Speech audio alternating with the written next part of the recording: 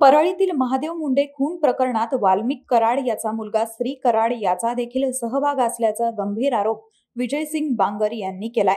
बीडमध्ये पत्रकार परिषद घेऊन या क्रूर हत्येचे फोटो बांगर यांनी समोर आणलेत।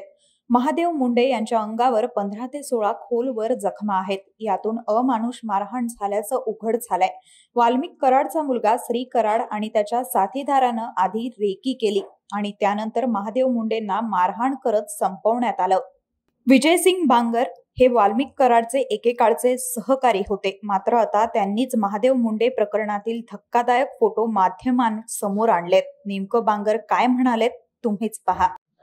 महादेव मुंडे हत्या प्रकरणात जे काय आम्ही आवाज उठवला होता सर्व सामाजिक कार्यकर्त्यांनी, त्याच्यामध्ये आम्हाला सर्वांना थोडं थोडं यश आहे। सरकार पण ह्या प्रकरणाची दखल गांभीर्याने घेत आहे। तसंच परवा दिवशी महादेव मुंडे हत्याकांड मधले जे काही शासकीय व पोलिसांचे काही रिपोर्ट असतील, मेडिकल रिपोर्ट असतील, हे परवा दिवशी माझ्या हाती लागले होते। ते रिपोर्ट माझ्यावर हाती लागल्यानंतर मी ते सार्वजनिक केले, प्रसार माध्यमाला दिले। मी कोणतीही स्टंटबाजी न करता, पत्रकार परिषद न घेता, जसे माझ्या हाती हे PM रिपोर्ट, पंचनाम्याचे सर्व रिपोर्ट महादेव मुंडेंचे माझ्या हाती लागले, हे मी प्रामाणिकपणे प्रसार माध्यमाला लगेच दिले व सार्वजनिक केले। आता ह्या मेडिकल रिपोर्टमध्ये व या पंचनाम्यामध्ये धडधडीत उल्लेख केलेला आहे की त्यांच्यावर 15 ते 16 अति खोलवारपणे अमानुष पद्धतीने त्यांच्यावर मारहाण केलेली आहे। माणुसकीला काळीमा फासन अशा प्रकारे महादेव मुंडे यांची हत्या करण्यात आलेली आहे। ठीक आहे, आता PM रिपोर्ट मी सार्वजनिक केले। परवा दिवशी सर्व महाराष्ट्रातील प्रसार माध्यमांना भेटले, सर्व जनतेपर्यंत पोहोचलेले आहेत। पण जनतेला एक सांगू इच्छितो, महादेव मुंडे यांची हत्या ही कशी झाली ते आपल्याला माहिती आहे। परळीतील घराघरात ही चर्चा आहे, परळीतल्या घराघरात लोकांना माहित आहे। ज्यावेळेस 21 ऑक्टोबर 2023 रोजी महादेव मुंडे त्यांचं सर्व काम उरकून जेव्हा त्यांच्या घरी जात होते, घरी जात असताना वाल्मिक कराडच्या टोळीनी व वाल्मिक कराडच्या मुलांनी, ज्याच्यामध्ये खास करून श्री कराड, गोट्या गीते यांनी महादेव मुंडे यांची पाळत केली, त्यांची रेखी केली, त्यांचा पाठलाग केला व त्यांनी त्यांची हत्या केली। हत्या करताना असे त्यांनी महादेव मुंडेंना पाठलाग केला, लगेच गाठलं, जाग्यावर 4-5 वार केले, जाग्यावरच त्यांना मारलं, जाग्यावरच त्यांचा जीव गेला, असं नाहीये मित्रांनो, बंधू भगिनींनो, मी हात जोडून सांगतो, ही हत्या अतिशय निर्घृणपणे व क्रूरपणे केलेली आहे। महादेव मुंडे यांची हत्या करत असताना यांनी महादेव मुंडेंना आधी खाली पाडलं, गाठले, तिथं खाली पाडल्यानंतर त्यांना जमिनीवर आदळलं, पुन्हा त्यांना त्यांच्या पायावर पहिल्यांदा वार केला, एका पायावर त्यांच्या जखमा दिल्या मोठ्या मोठ्या तलवारीने, काय जे हत्यार असतील त्याच्या कत्ती म्हणा ते म्हणा। पाय जखमी झाल्यानंतर पायांना मुक्का मार दिला आणि महादेव मुंडे तिथून रेंगळत होते। रेंगळत असताना, कारण पाय जखमी झाल्यावर चालता येईना, ते रेंगळत होते, रेंगळत असताना त्यांच्या पहिला गालावर वार केला, कारण ते वरडत होते।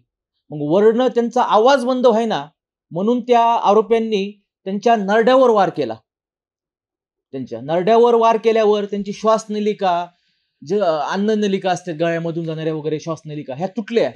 ह्या तुटल्यानंतर मासेचा तुकडा काढला। मी ह्या उल्लेख पण केला मासेचा तुकड्याचा, की तिथं मासेचा तुकडा मिसिंग आहे। PM रिपोर्ट मध्ये पण सांगितलेलं आहे, डीप अशी इंजुरी आहे, खोलपर्यंत वार झाल्यानंतर खोलपर्यंत डीप इंजुरी कधी होते, जलचा काहीतरी एखादा भाग गायब होतोय, काढण्यात येतोय। मी कोणतंही खोटं बोललेलो नाहीये। हे पहा, महादेव मुंडे, स्वर्गवासी महादेव मुंडे यांचा फोटो आहे। ह्या फोटोमध्ये धडधडी दिसत आहे की त्यांच्या नरड्यावर, त्यांच्या मानेवर, नरड्यावर किती प्रकारे डीपपणे खोले। बघा, हा फोटो तरी पाहू वाटतोय का आपल्याला? हे फोटो पाहू शकतात आपण, आज हे फोटो सार्वजनिक करत आहोत। हे त्यांच्या नरड्याचं मांस इथलचं मिसिंग आहे। नंतर त्यांच्या नरड्यावर वार केल्यानंतर ते तरी जीव थोडा राहिला होता, त्यांच्या पुन्हा मानेवर वार केले, पुन्हा त्यांच्या छातीवर, पोटावर मुक्का मार दिला। असं 22 ते 20 मिनिटं महादेव मुंडे यांच्या देहाची तर विटंबना केलीच, पण त्यांचा अर्धा जीव असताना पण त्या आरोपींनी, वाल्मिक कराडच्या टोळींनी, वाल्मिक कराडच्या पोरांनी, श्री कराड, वाल्मिक कराडचा पोरगा, मला तर अशी माहिती भेटली, परळीमधून लोक ऑफ रेकॉर्ड सांगतात, रडतात, भेटून येऊन आम्हाला सांगतात की अशी घटना घडलेली आहे। ह्याच्यामध्ये ते रेंगळत असताना त्यांच्यावर वार करत होते हे श्री कराड, गोट्या गीते, बाकीचे आरोपी सगळे। हे जीवाचं भीक मागत होते. हा पुढचा फोटो बघा, हे बघा गालावर वार केलाय महादेव मुंडेंच्या, का तर ते वरडत होते. मग त्यांचं वरडणं बंद व्हायना, आवाज बंद व्हायना महादेव मुंडेंचा. हे पहा, तर नरड्यावर वार केले. आणि नरड्यावर पहा ना, एवढं मांस हे होतं का नरड्यावरचं? आपल्या शरीरावरचं एवढं मांस एका एखाद्या वारनी गायब होऊ शकतं का? आपण बघतोच ना, आपल्याला पण कधी कधी हाता पायाला जखम होते, टाके. इथं टाकी घेण्यासारखं तरी आहे का?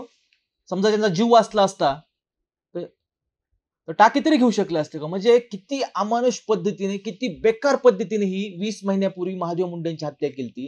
की महादेव मुंडे यांच्या हत्येमध्ये त्यांचं मांस तोडून नेलेलं आहे. तोडून नेलेलं म्हणजे डीप जखम होती. आणि पीएम रिपोर्ट मध्ये पण उल्लेख आहे की ते जखम डीप आहे. आणि 15 ते 16 वार सांगितलेले आहेत पीएम रिपोर्ट मध्ये, पण 21 वार आहेत पूर्ण. त्यांच्या पायावर पण, बोटावर पण त्यांच्या असे अंगठा पार तोडाचा राहिला होता, अंगठ्यावर पण वार केलेले होते. तर बरेच लोक म्हणतात बाळा बांगरला एवढं कसं माहितीये? अरे बाळा बांगरला येऊन लोक सांगतात ना, ही जी घटना घडत होती, महादेव मुंडेंच्या पहिलं पायावर मारलं, ते रेंगळत चालले. रेंगळत जात असताना त्यांचं जीवाचं भीक एवढंच म्हणत होते, माझं लेकरं बाळ असते, काय मला जगू द्या, असं करू नका, काय कारण आहे? फक्त वाल्मिक कराड त्याच्या पोराचा छोट्या प्लॉटिंगच्या व्यवहारातून इगो हार्ट झाला म्हणून एवढ्या अमानुष पद्धतीने मारतात. हे बघा, पुन्हा मानेवर महाग वार केले. जसं एखादी कोंबडी कापते तशा पद्धतीने नरड गळा चिरलाय सगळ्या बाजूने. हे पहा, हे बघा, मागच्या बाजूने वार केले, तर हे वार किती कमी छोट्या पद्धतीने छोट्या जखमा झालेल्या आहेत, पण पुढे किती मोठ्या झालेल्या आहेत. ह्याच्या पुढे जखमा झालेल्या आहेत महादेव मुंडेंच्या, ह्यांच्या ह्या किती पुढे आहेत, किती मोठ्याल्या आहेत पहा ना तुम्ही. म्हणजे ह्याचा अर्थ त्यांची जेव्हा ही जखम झाली त्यांच्या नरड्यावर, त्यावेळेस त्यांचं मांस नेण्यात आलं. फक्त आमचं मायबाप जनतेला व सरकारला एवढीच हात जोडून विनंती आहे, सगळ्यांनी ह्या लढ्यात पुढे यावे आणि सरकारने महादेव मुंडे यांच्या आरोप्यांना तात्काळ अटक करावं. आज आमची भगिनी ज्ञानेश्वरी मुंडे यांनी आरोप्यांची नावं घेतलेली आहेत. वाल्मिक कराड, गोट्या गीते, श्री कराड, वाल्मिक कराडचे पोरं, ह्यांना सर्वांनी ह्यांना सोडू नये जनतेने पण, आणि सरकारने पण ह्यांचं व गृह खात्याने, गृहमंत्र्यांनी पण ह्याच्यावर तातडीने अजून लक्ष घालून ह्याच्यामध्ये लवकर ते आरोपी अटक करण्यात यावेत. अजून एक सांगतो, काल SIT नेमण्यात आलेली आहे, पण ही जी काय महादेव मुंडे प्रकरणात SIT नेमलेली आहे, ही SIT मध्ये IPS अधिकारी पाहिजे. ही SIT मध्ये खालच्या दर्जाचे अधिकारी नको. कारण IPS पण प्रॉम्प्ट अधिकारी पाहिजे, एकदम चांगला अधिकारी पाहिजे, त्याची पार्श्वभूमी चांगली पाहिजे. कारण ह्याच्या अगोदर जे IPS अधिकारी महादेव मुंडे खुनाचा तपास करत होते, त्यांच्या पण भूमिकेवर सर्व जनतेने व प्रसार माध्यमातून प्रश्नचिन्ह उपस्थित झालेले आहेत.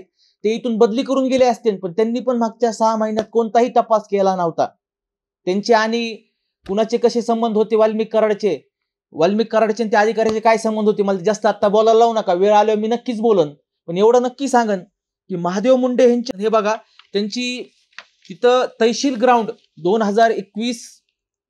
21 ऑक्टोबर रोजी तहसील ग्राउंड समोर रस्त्याला संध्याकाळी हत्या झाल्यानंतर पुन्हा त्यांची डेड बॉडी अशा प्रकारे अज्ञातस्थळी जाऊन ग्राउंड मध्ये असं शेतात जंगलात टाकण्यात आली.